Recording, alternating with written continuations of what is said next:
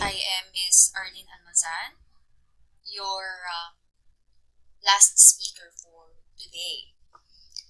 First of all po, I'd like to commend my co-speakers, sila Sir OJ, si Miss Ivy, and si Miss Rose Aguilera. Now, for my part, this is recorded. Okay? Due to prior commitment po, we decided, of course, I asked my co-speakers if I can record my part. So, they heeded my request. Now, this topic is practical, on the practical side. Kasi, kung hindi ko gagawin na simplify, hahaba po yung topic. Or maybe, some other time, we can discuss the other issues, the underlying issues on the online teaching. Right? So, let's start po. So, to those who want to add me, ito po ang aking Facebook account. Ayan po. It's Valnat Arlene Almazan. Ayan po ang aking profile picture. And for this particular presentation po, you can write your questions on the comment section. Ayan. So let's start. So we are now entering the new normal. It's actually the new way of living in this uncertain time. And for us, mga kaguro, we are now resorting to online teaching. It is because due to this pandemic, naging limited po ang ating access pagdating sa edukasyon. And for this particular situation, we are now being actually forced to use technology, no? So, dahil ito na ating new normal, yung pong mga teachers, nag-uumpisa ng pag-aralan ang bagong online teaching strategies, yung mga apps na pwedeng gamitin, and also yung mga iba't ibang kaparaanan pa, meron din tayo niyan. Meron tayo tinatawag na blended learning. And I'm pretty sure, learning packets. Yung iba po sa atin ay gumagawa ng learning packets. And this use of technology paved way to distance learning, kung saan yung mga bata, pwede na silang mag-aral sa bahay with the help of their parents and their teachers.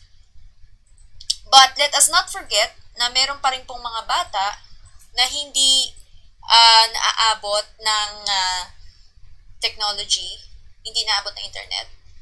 And I'm pretty sure ang kagawaran ng edukasyon ay gumagawa ng lahat ng paraan para po matugunan itong mga pangangailangan na to. And as we shift to the new normal, as we shift to the online teaching from being the traditional way, we have these common issues, alright? And those common issues na i-discuss natin dito, it's based on facts, first of all, and then second, of course, we have to base this on laws, right? So it's kind of exciting, and I'm very excited po na i-share sa inyo itong kaalaman na to.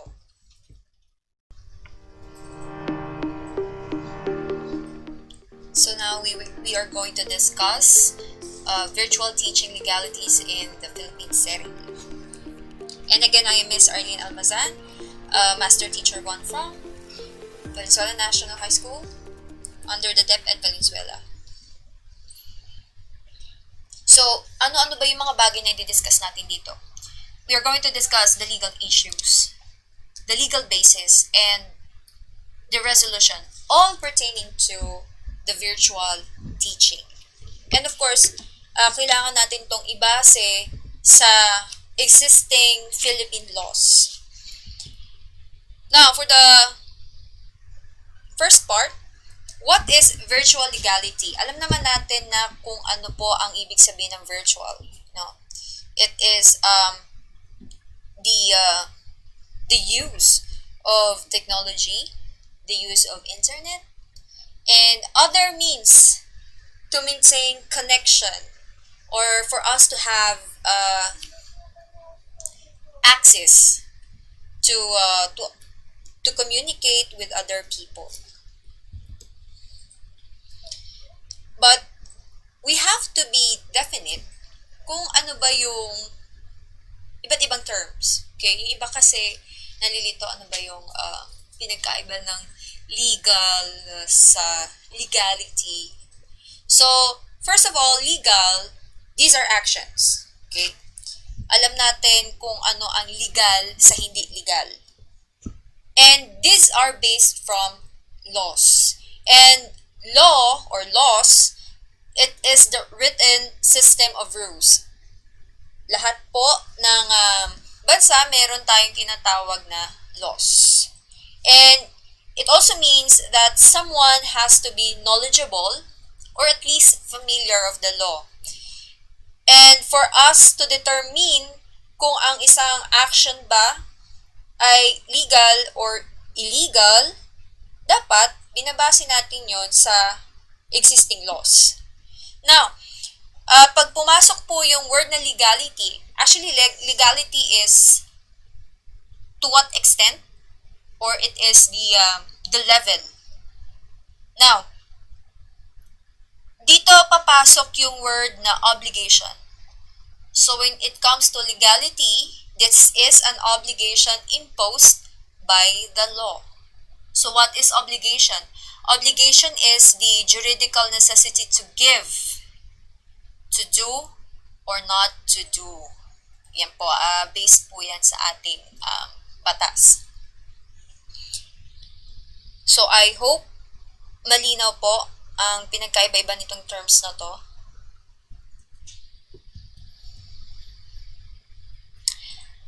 So what are the most important legal issues in online teaching? Okay, I've gathered materials, I've gathered recent studies, all the possible materials that I could have, of course, also the law books. And these are the top 4, I think, na kailangan nating tandaan lagi. So first is students' records. Second, we have the copyright issues. Then the third, appropriate treatment of students. And then the fourth, teachers' safety. Pwedeng meron pang ibang existing issues. Though these are the top 4. And I will make it simplified. We will discuss now the students' records. So legal basis is Republic Act 10173 or also known as the Data Privacy Act. So this particular law seeks to protect all forms of information and the fundamental right to privacy. So it is our obligation as teachers to make this information as safe as possible. And also, when we use these websites, when we use these databases, only the DepEd personnel has the capacity or has the access to it. So, hindi pwedeng ito po ay ma-access ng iba.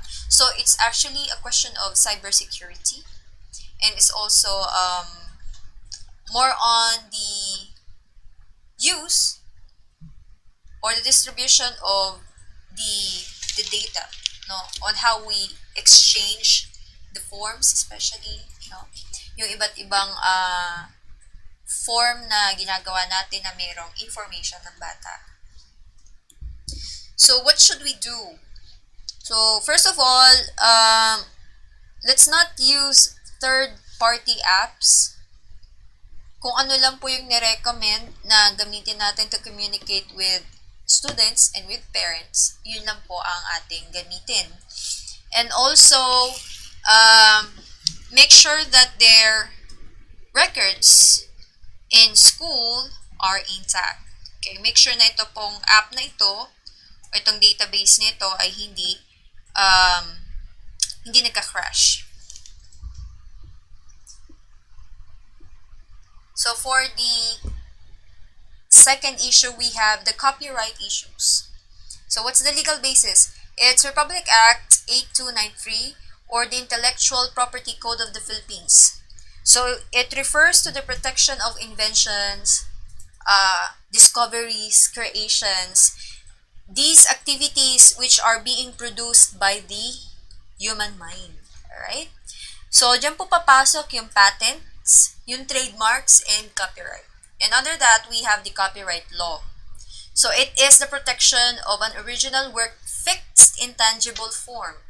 So, when we say tangible form, it's either printed or digitally printed. Okay? Printed in paper or digitally printed.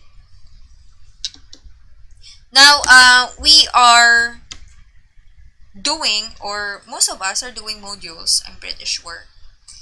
But, yung educational institutions, they have their own policies regarding this. So, as we write our modules, the question is, do we have our own intellectual property rights over it? Depende po ang sagot. Okay?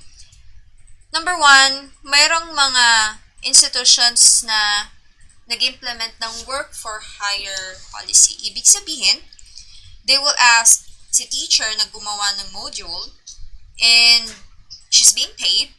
And then after that, yung ownership na yon kay school na mapupunta. Or kay school na siya ipapangalan. Siya nang may karapatan doon. So, ibig sabihin, you should have a contract for it. Every aspect of the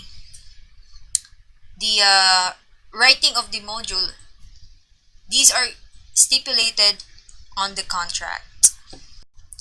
Also, let me reiterate na when it comes to the copyright policies, Philippine law or laws are following the US law when it comes to copyright. So, paano po ba yun?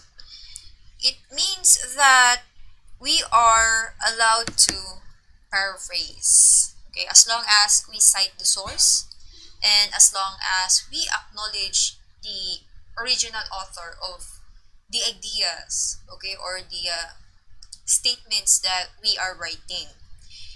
But of course, the safest is first to communicate with the author. You can do it via email or you can do it by commenting dun sa babang portion ng kanilang research. So you can do that. Otherwise, there could be infringement liabilities. Paano po ba yun? So, say for example, you got an idea, no? At lumabas parang inari mo na yung idea na yon. You could be liable for infringement. So, kapag ito po ay napatunayan sa court that you have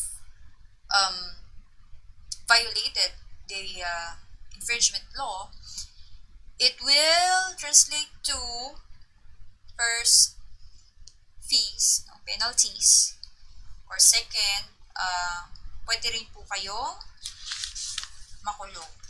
Okay? Kung hindi kayang bayaran si author.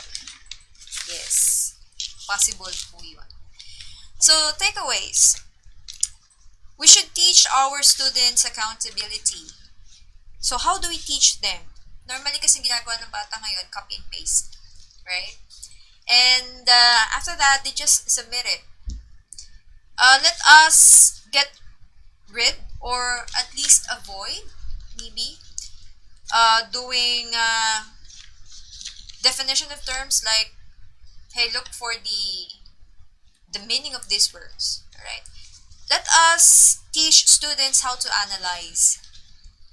para maiwasan po nila yung copy and paste routine. And from there, from the text, they could make their own definition of the term. Okay, yan po ay example lamang po sa English language. No? But I'm pretty sure in other subjects, you can do the same thing. Alright? So next, we have treatment of students. So legal basis, it's Republic Act 11313 or the Safe Spaces Act.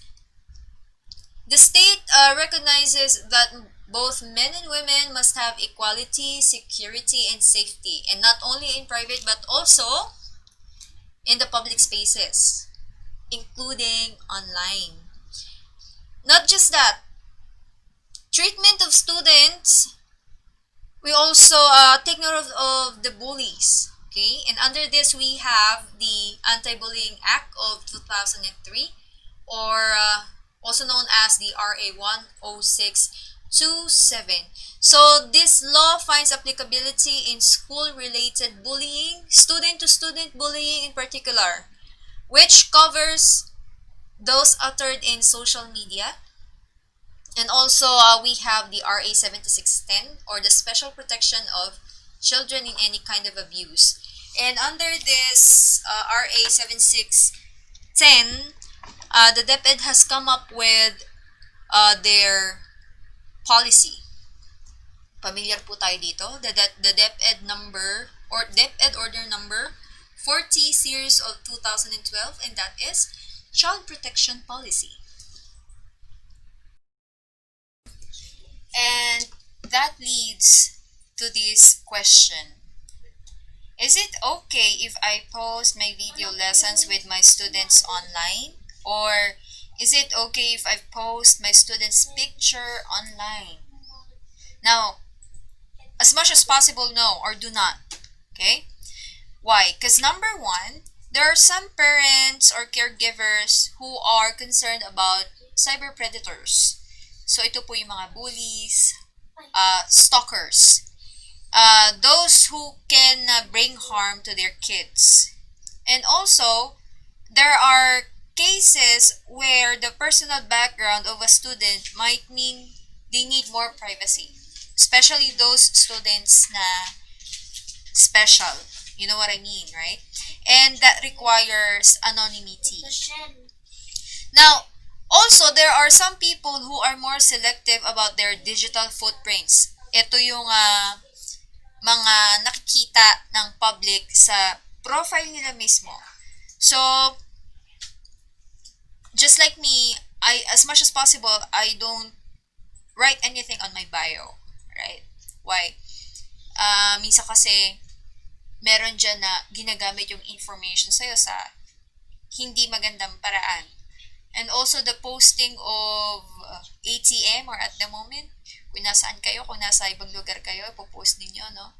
At the moment, bawa nasa mall. So, you wouldn't know, di ba? Merong masamang loob na nag-iisip na pasukin yung bahay ninyo.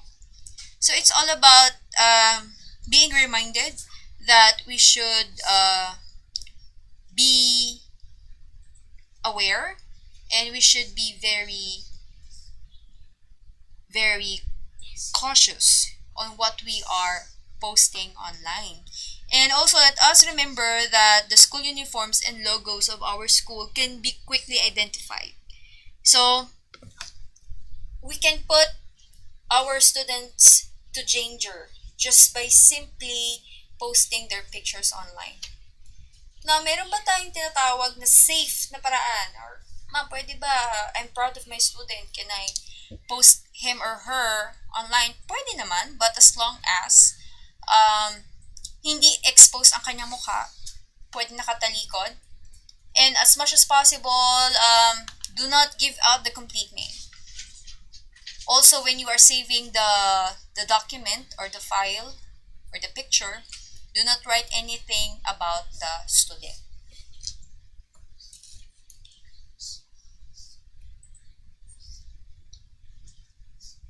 During online classes, we have, sometimes merong mga misdemeanor, merong mga batang medyo pasaway.